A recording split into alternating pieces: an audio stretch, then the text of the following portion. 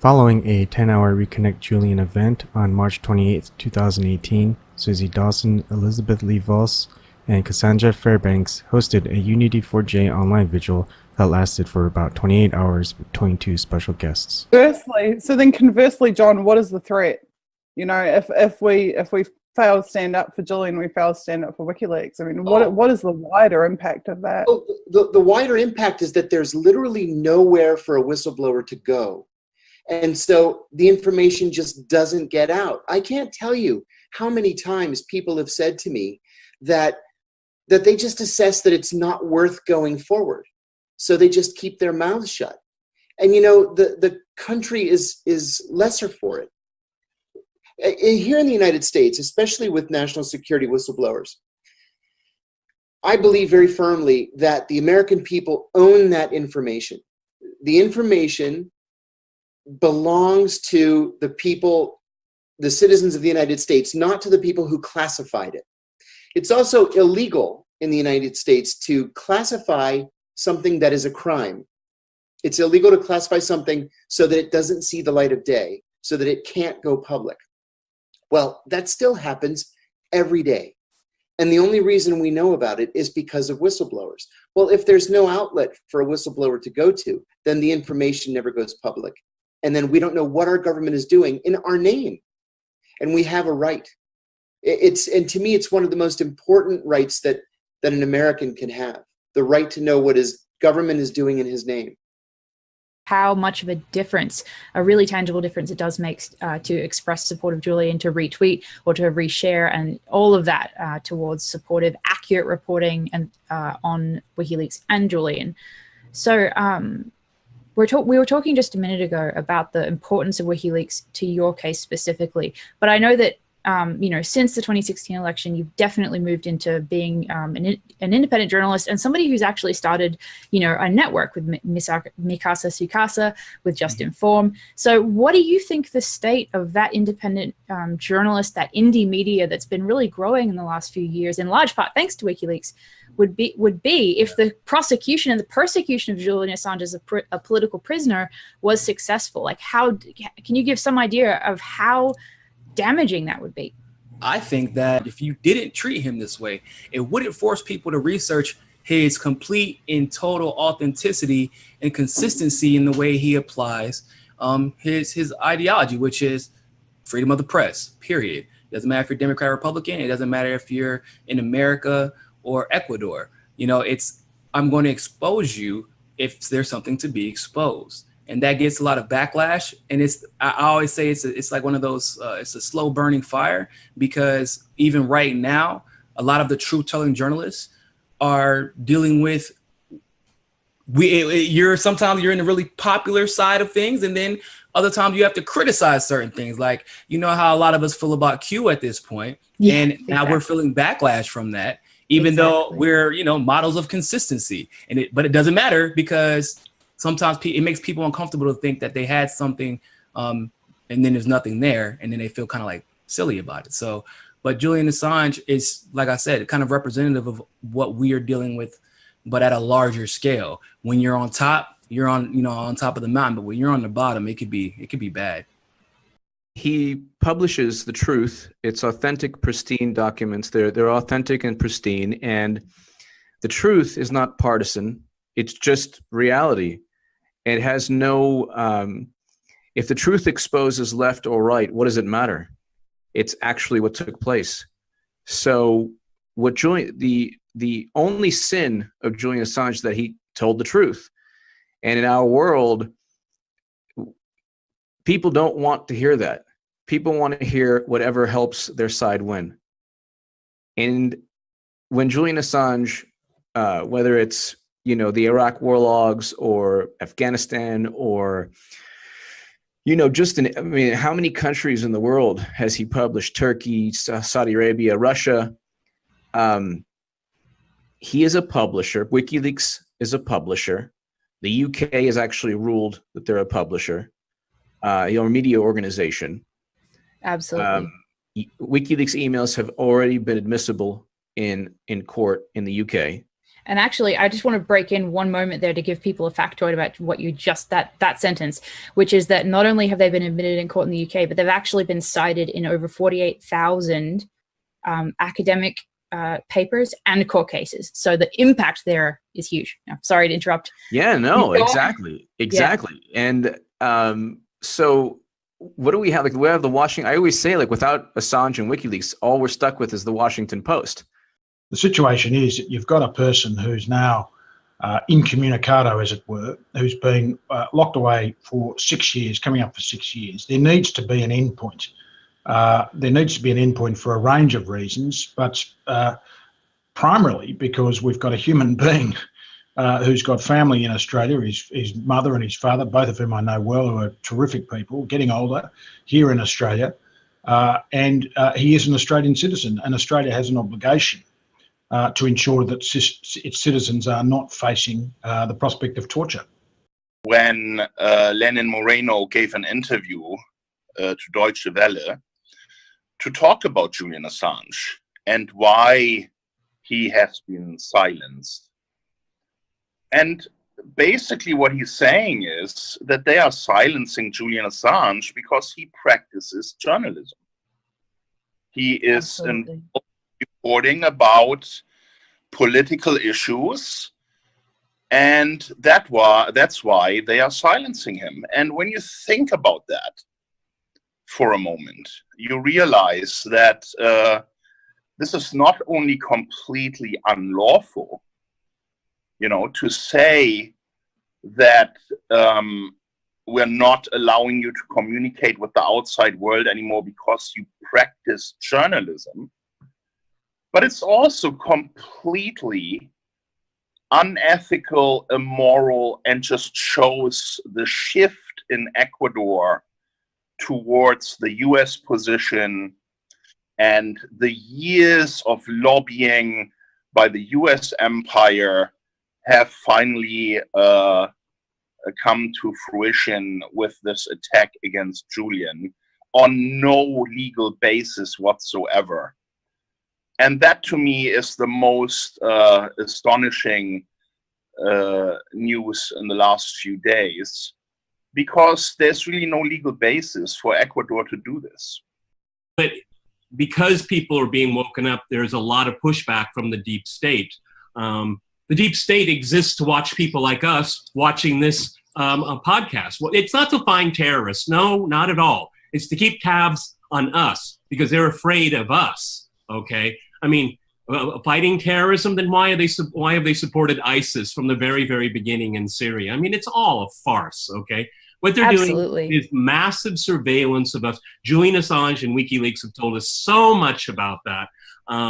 And it has shown how much the deep state fabricates, lies, and punishes people that speak out. And that's exactly what they do. We have to do this right now. And you know, on a good day, I'm slightly optimistic. Usually I'm pretty pessimistic about it because of all of the tech companies throttling people like ourselves. Being released on bail, which didn't happen. They denied bail, and he was taken to Wandsworth prison. And that's where the state, the US empire wants him offline in solitary. So that lasted about 10 days, and I gathered a few Australians in London together, and we occupied the foyer of the Australian embassy and spoke out because Prime Minister Gillard, Labor Prime Minister, had offered to take his passport off him on the first day. So when people started to complain about Ecuador, the Australians sold him out on the first day, you know, and Ecuador's lasted nearly 6 years. I was like, it is a bad job introducing you. you know, a member. I was like a member of the deep state before. So currently I work for One American News. I'm a host there out of the DC bureau. And prior to that, I was an intelligence officer, DIA, ONI, through the US Navy. And when you're in that world, and when I did that for many years, you know, and look, we do a lot of great work. We do a lot of awesome things, but at the same time, you know, there's a lot of stuff that goes on that's questionable, that gets swept under the rug and nobody ever finds out about it. what we're taught about WikiLeaks in that world is that WikiLeaks is, you know, traitors, that WikiLeaks is evil, that, you know, WikiLeaks is trying to take down every government in the world, that our enemies are, you know, colluding with WikiLeaks to go after the U.S. military, to go after all these different things, and that they're just against America. And so you have to hate WikiLeaks and you have to hate Julian Assange because they're anti-American, right? And honestly, that's, you know, what you get kind of taught. And I never really thought about it much. I said, okay, whatever, like, I just have work to do and I don't have time to deal with like some website, right?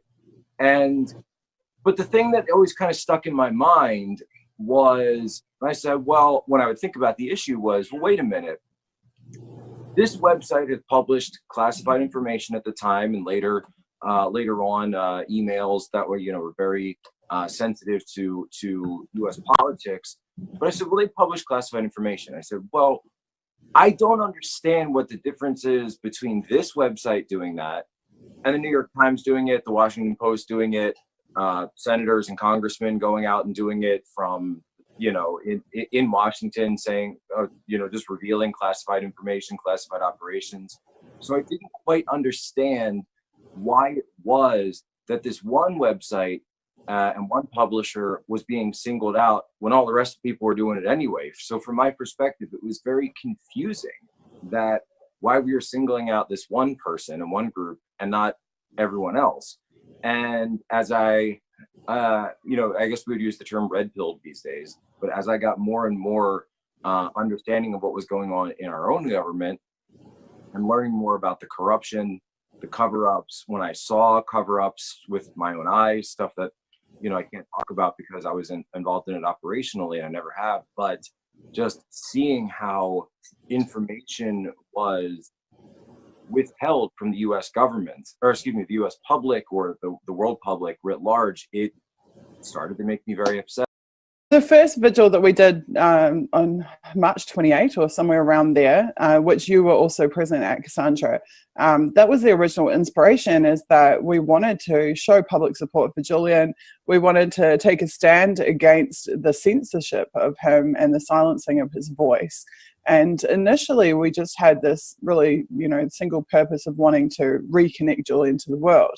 But as the situation, his wider situation, has continued to worsen in the subsequent weeks, we realized that actually we need to take action for far more than just reconnecting him.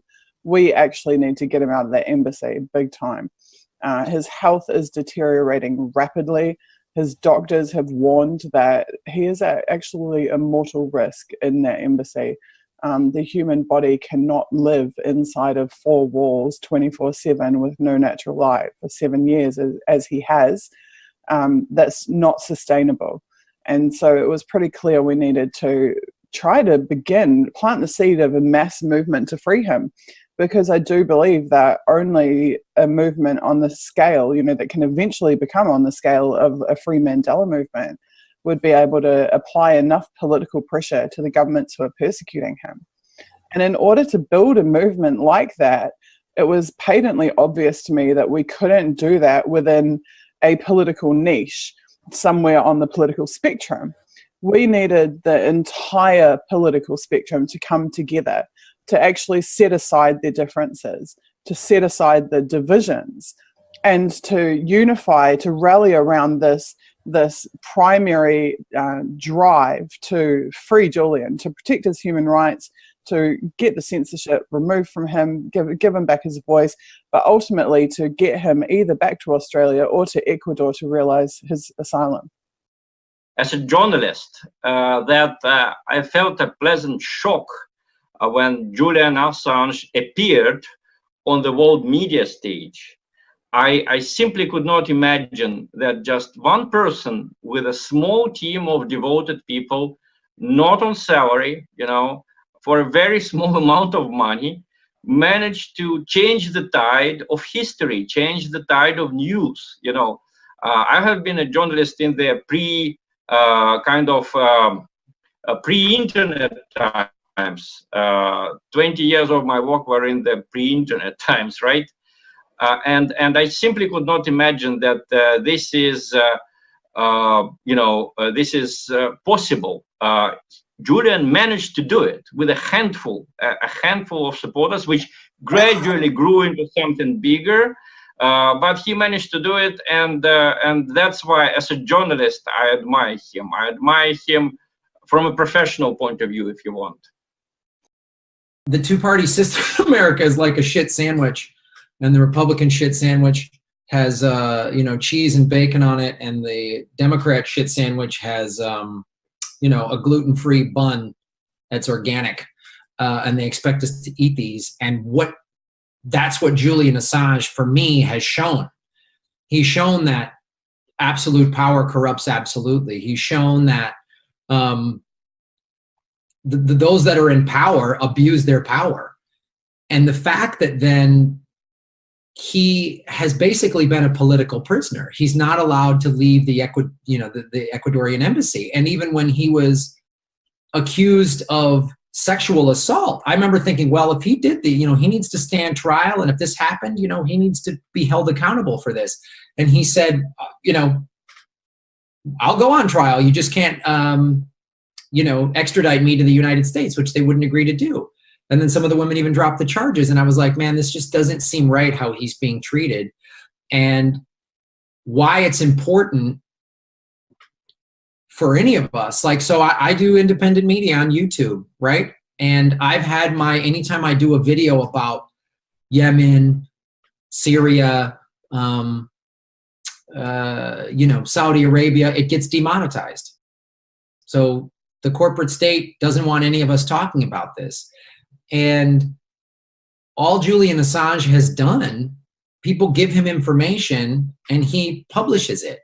He's putting the truth out there. He's making transparency, and we live in crazy times.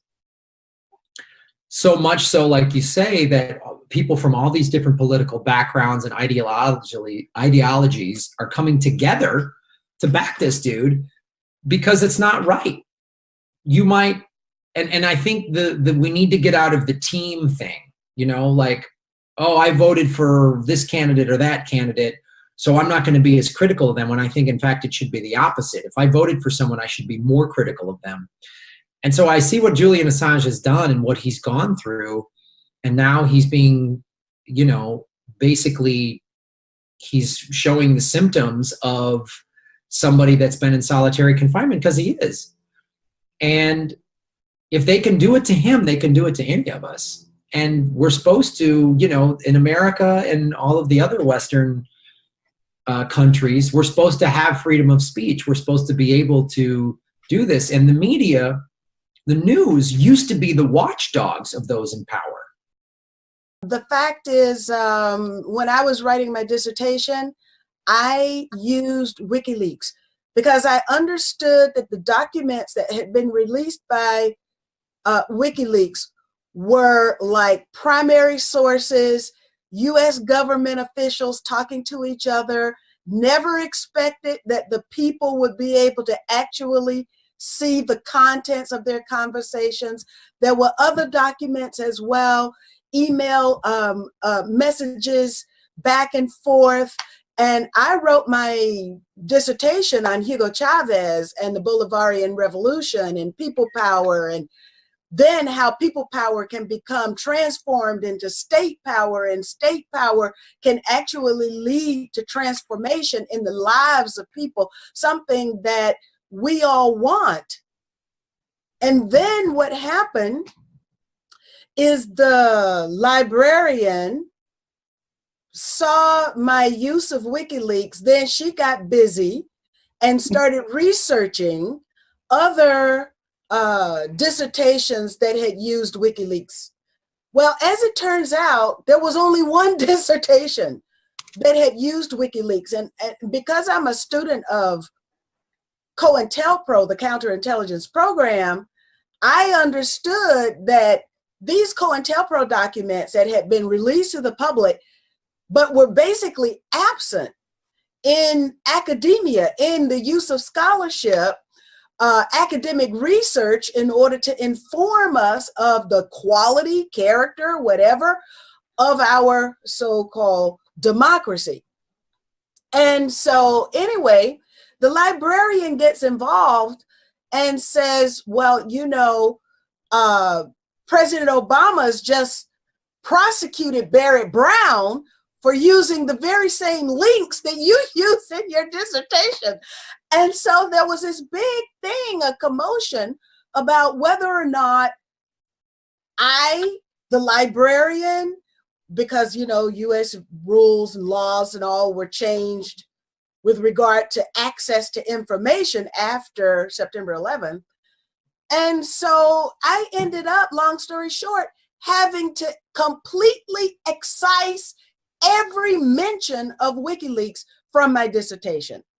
So I was effectively censored of excellent primary source information that was provided by WikiLeaks because the Obama administration had prosecuted Barrett Brown, and Barrett Brown was sitting in prison. Well, clearly the media has, on the one hand, always been pleased to exploit the material that WikiLeaks has released.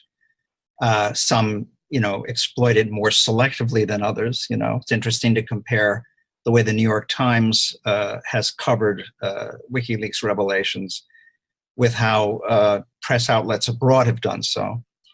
At any rate, while taking full commercial advantage, and I should add journalistic advantage of what WikiLeaks has revealed, they have simultaneously never hesitated to attack Julian Assange, to demonize him for his temerity in contradicting the official US propaganda line. I mean, it is at best grossly hypocritical of them to do this. And just in moral terms, it's shocking that they would first pile on him over nothing, essentially. And let me parenthetically recommend to all who are tuning in today the terrific expose of the Swedish case against Julian by my friend Celia Farber, who actually is a fluent speaker of Swedish and knows Sweden, and was therefore able to write a really terrific analysis of not only the bogus case against Julian Assange in Sweden, but the whole history of how it came to be. It's sort of required reading, I think, for anyone who wants to understand the propaganda drive against Julian Assange, you know. So that's a very important thing to mention today. But, you know, having done all that, having piled on him in that way, they're now either silent in the face of this grotesque mistreatment of Julian, or even gloating over it. You know, it shows a level of callousness and of real disinterest, or I should say uninterest in free speech rights that should give us all pause, to put it mildly. I mean, the press they have a lot to answer for, it seems to me.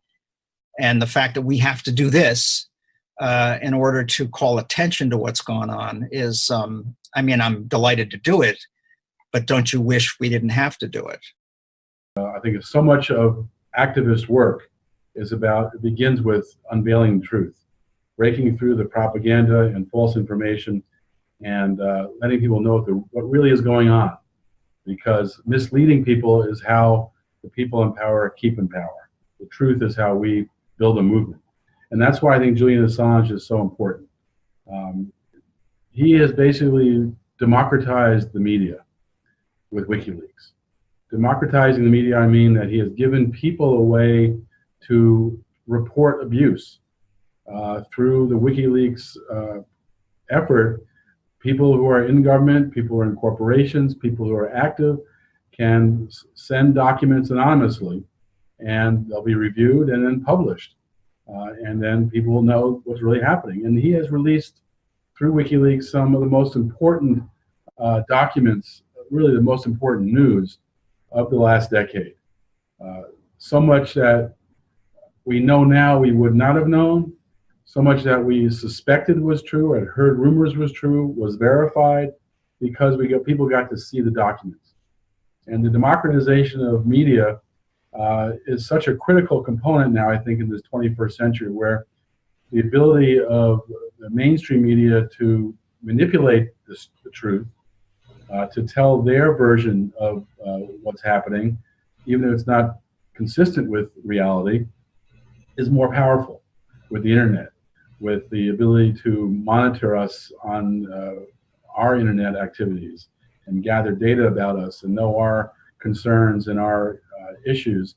They can manipulate us more easily. And so it's more important than ever for activists to be involved in the battle for the narrative, the battle control of media. And WikiLeaks has been a key player in that. I think that Julian Assange persecution, it's a prosecution, but it's also a persecution, is really the John Peter Zenger case of the 21st century. John Peter Zenger was a U.S. colonial case that essentially established what became the First Amendment, the freedom of the press. And we're in that same situation now. If Assange is successfully silenced and prosecuted, it's an attack on freedom of speech, freedom of the press in the 21st century. It's often assumed that WikiLeaks, that Julian Assange operate completely on the principles of a kind of utopian idea of the absolute free flow of information, and kind of a techno-utopia approach, seeming to counter what he rightly sees as a techno-dystopian approach. However, I think that's kind of a simplistic reading of Mr. Assange. And I would invite everyone to, not just partake of WikiLeaks, of the information, via leaks and other sources that it provides, but also to read what Julian Assange and WikiLeaks has written. Read his latest book, Verso Books, The WikiLeaks Files. It's an anatomy of how the U.S. empire works using the diplomatic cables that were secured by WikiLeaks. Read his 2012 Cypherpunks, which is an example of, it's an examination of the way the world is moving, how technology, how this, the internet, this free flow of information that once promised to be the most emancipating force in the world, at least in the eyes of many of its advocates, actually became a system of what could be called totalitarian or inverted totalitarian oppression that threatens an extremely dystopian future. Julian Assange has written there. He's written a number of blogs and essays on the state and terrorism. I would recommend everyone to read these. Absolutely. Yeah. And thank you for bringing that up, because I think a lot of our viewers and listeners may not have ever heard of these texts that Julian Assange has authored, which are so important and provide unique insight in addition to the work that WikiLeaks does. So thank you very much for bringing that up. Yeah, he's not only, an important journalist, that's one aspect of his work, an important social activist. He's an important political thinker. And he hasn't constructed, new architecture, but he has stood on top of the backs of other giants, as everyone else has, and has progressed forward our understanding. And he deals a lot with the examination of power. I mean, it seems like it just keeps getting worse. They're clearly just trying to sideline and crush him at every step, and keep him disconnected from the world, because the level of influence I think they've decided that he's able to have, even simply being on the internet from the Ecuadorian embassy, is too much for them. And obviously the leadership in Ecuador is now seems to increasingly be turning their back on him. you know, as you and Susie have documented, it's impacting his health, and it's really is a terrible situation. And something I kind of wanted to stress is that it could be Julian could be any of us if we had enough power. He was so successful, and WikiLeaks was so successful at revealing the truth that's why he finds himself in this situation. And it really could be any of us. So anybody out there who is even a, you know, low-level independent journalist or citizen journalist, or even just, you know, you consider yourself someone that focuses a lot on trying to spread the truth to people, if any of us were to get to that level, I think we would be equally crushed and maligned and have the equal amounts of propaganda thrown against us. And I think that's an important point, because it's not like it's something specific about Julian that is why he faces the situation. Instead, it's the specifics of what he was able to accomplish in terms of getting truth out to the actual people and not just the ruling elite. That's absolutely an incredible point, and really extremely true. I mean, we see so much effort in the media to make this about Julian Assange's personality and not about the work that he does. That's an amazing point. Yeah, absolutely. And you actually can see that same strategy used against Snowden or Chelsea Manning. It's let's make it about their personality or something in their past, because if they make it about the reality of the truth that's come forward, or that argument is not one they want to have. Exactly. And that's we also see that in the portrayal in the media narrative of the issue with the embassy itself being about you know, skipping bail, and that is so clearly not the real issue at hand. You know, so we see that all over every aspect of this story. It reminds me of now that the charges have all been dropped except for skipping bail. It reminds me of when people are arrested by police, protesters are arrested by police, and one of the things they charge them with is resisting arrest, and then the other stuff is dropped, and then they just have a resisting arrest, and it's like, well, why was I being arrested? Oh, well, that doesn't matter. You were resisting arrest. And we have just made sure we do as part of our morning newscast every day. It's, you know, 63 days since Julian Assange has been incommunicado, and also how long it's been since the Scripples have been incommunicado. And it's frightening. This is real. This is not a movie. It's not a book. This is right now. Julian Assange right now is incommunicado, and it's over 60 days. And like Cassandra Fairbanks said, it's getting normalized at this point. But John was on, and he said that they talk about it all the time. We talk about it on our show, like I say, every day a little bit. We try to focus on it every week some.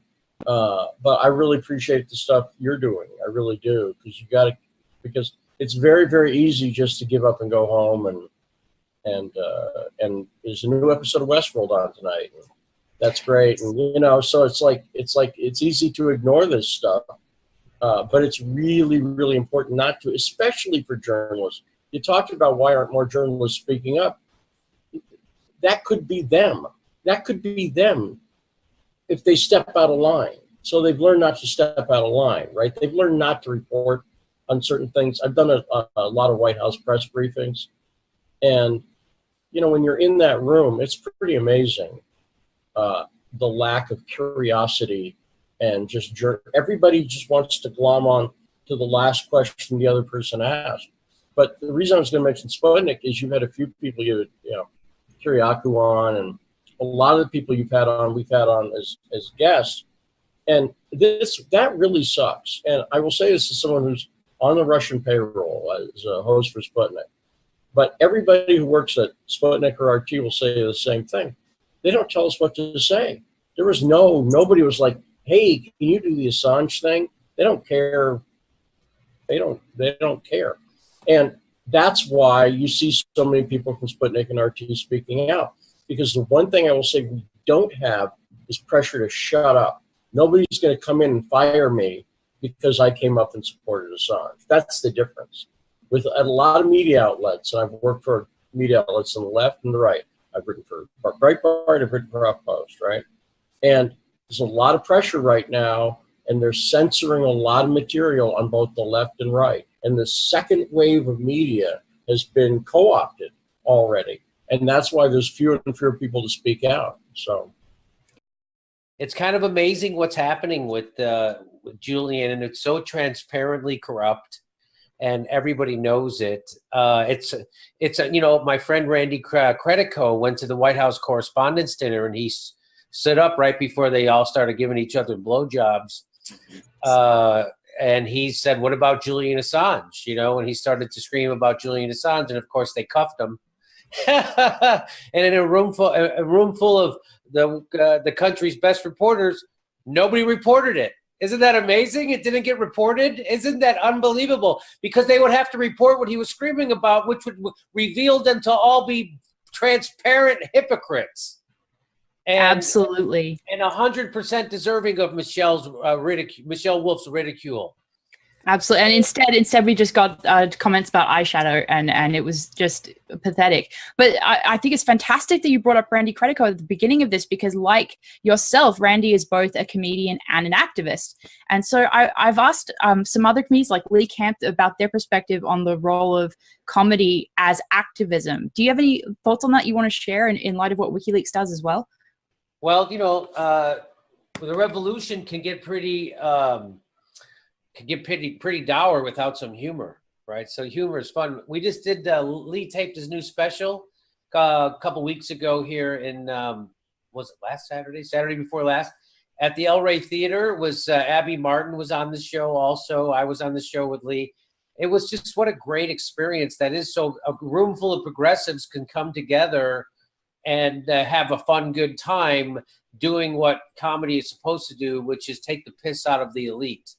And that's what we were doing. And so, you know, every once in a while you got, you know, Chomsky taught us that the media is set up in a way to make us all think that we're the only ones thinking the thoughts we're thinking. And so it's good to get together, and not inside. It's good to get together wherever you can with other progressives. But when it's inside of a big theater and you see, holy shit, there's a whole theater full of people thinking just like us. It kind of gives you energy to keep going that you need. So I don't know how I got off on that, but yeah. No, fantastic. I haven't really heard much. Last time that I talked to his lawyer, he said that things were basically the same, which is not good because they weren't good. He said that, you know, nothing has really ramped up necessarily, but it's been bad this whole time. So not ideal. Yeah, that's extremely worrying. And I know that in one of the recent videos that you've produced, and you make amazing to-the-point videos that really do help the campaign for Julian Assange reach a wide audience. You mentioned that his team was concerned about the normalization of his situation and the normalization of this unbearable situation. So I don't know if you had any like additional thoughts you wanted to add to that or to speak about again. Well, it's been normalized. That's the problem. He's been in there for so long that people just think that it's normal, and it's really, really not normal. Like, it's not normal to have a publisher and a journalist having to hide in an embassy for 6 years, or not hide, but be in political asylum without sunshine, without doctors. That's not normal, and people treat it as if it is, and that it's horrifying, because who's next? Like, once there's not a Julian Assange, there's going to be somebody else eventually. And what happens to them? Do they get droned? Do they, like, where does it go from here? Exactly. And I think that's an incredibly important point that the media does not address at all. And it's ridiculous, because they should be the ones, as you're saying, that are directly concerned with their future if Assange is successfully persecuted in this way. It's totally ridiculous. Assange and WikiLeaks play a very important role in a greater process of breaking the status quo, breaking the grip of the establishment that has really had a strong hold on the West as a collective unit for at least, for many decades.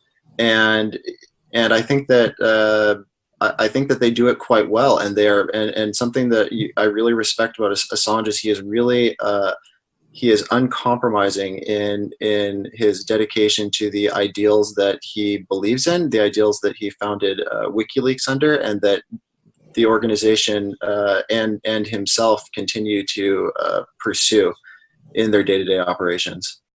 Get up and start fighting. And I know that people find it, I mean, it's difficult. Like Twitter will shut you down, Facebook, etc. You'll get 2 likes, of the same 2 people that you always get the same likes from or whatever.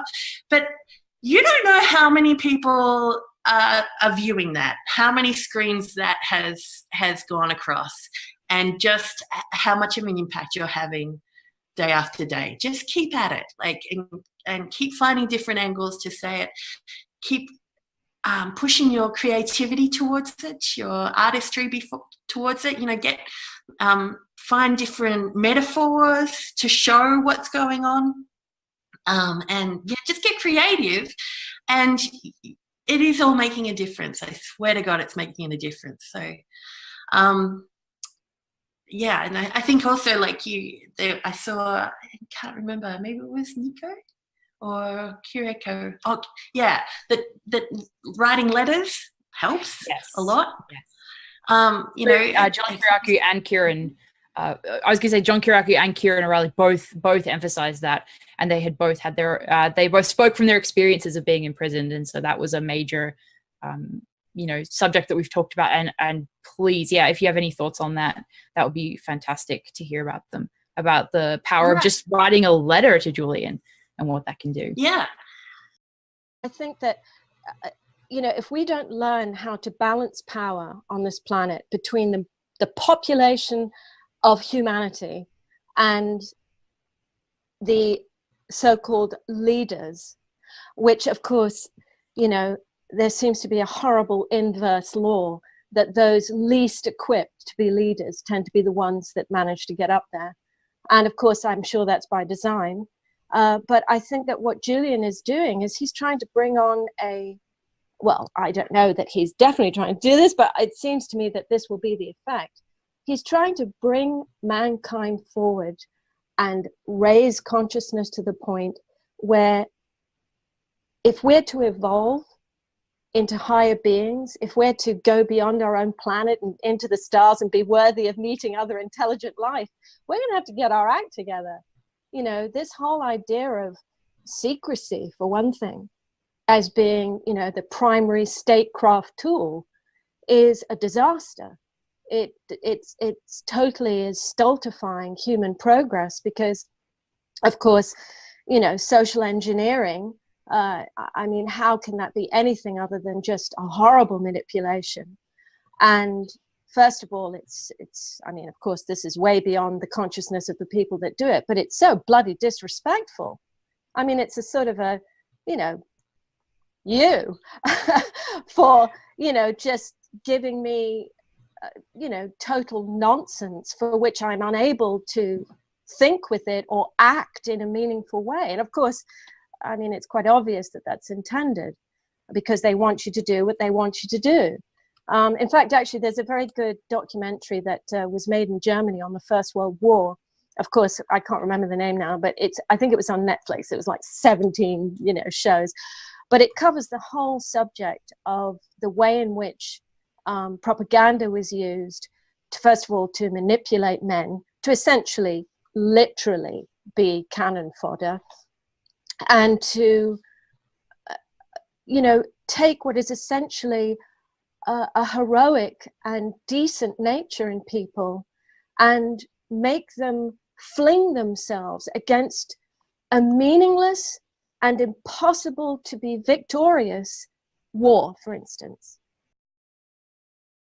That we've had this massive outpouring of support from everybody and that everybody has come together. We've really achieved the initial aim this weekend of bringing together this diverse group of people, and we have succeeded in building a foundation to move forward from here. Absolutely. Yeah, no, I'm very, very, very inspired by everyone that I've been able to speak to this weekend. And I think that what's really, really so wonderful is that it shows the integrity of people from all different backgrounds, that it doesn't matter, what side of what issue you're on. There are people with integrity on all sides of every issue. And so when you have an issue like Julian Assange and WikiLeaks and supporting them, it just draws magnetically the most wonderful people together. And so it's been a real privilege to witness all of these wonderful people speaking out on behalf of Julian Assange and on behalf of reconnecting him with the world, and hopefully, as soon as possible, also seeing him freed in a real way. And so I appreciate absolutely everyone who took the time out of their extremely busy schedules in order to support this effort. And I think also that the censorship and the attacks that we've seen on the website and the doxing we've seen of some of the panelists, does not at all dampen our efforts. It only encourages us to fight harder for Julian, and it lets us know that we're being effective. So I think that we can take that as an encouragement and not be daunted at all whatsoever by those types of attempts to strangle this message that's been unsuccessful, and it will continue to be unsuccessful as we continue. I noticed that the censorship is not sustainable, and that was something that was very interesting to me. They were able to keep it up until we were able to provide evidence of it. As soon as we actually had hard proof from the metrics, then mysteriously the shadow bans lifted, and all of a sudden I had 500 notifications an hour again instead of 10 or whatever it was before that. And that was an interesting object lesson for me, to see that as soon as you bring the censorship to light, as soon as you can evidence the censorship and people can recognize it's occurring, that the censors are forced to pull the plug on the censorship lest they be exposed at a massive scale for it.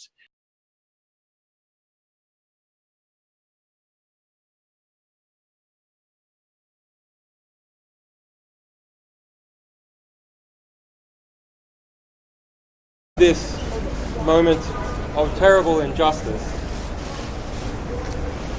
is something that I hope will be more than just about me and this situation, because the reality is detention and extradition without charge has become a feature of the European Union, a feature which has been exploited, yes, in my case for political reasons, but in other cases has subjected many people to terrible injustice.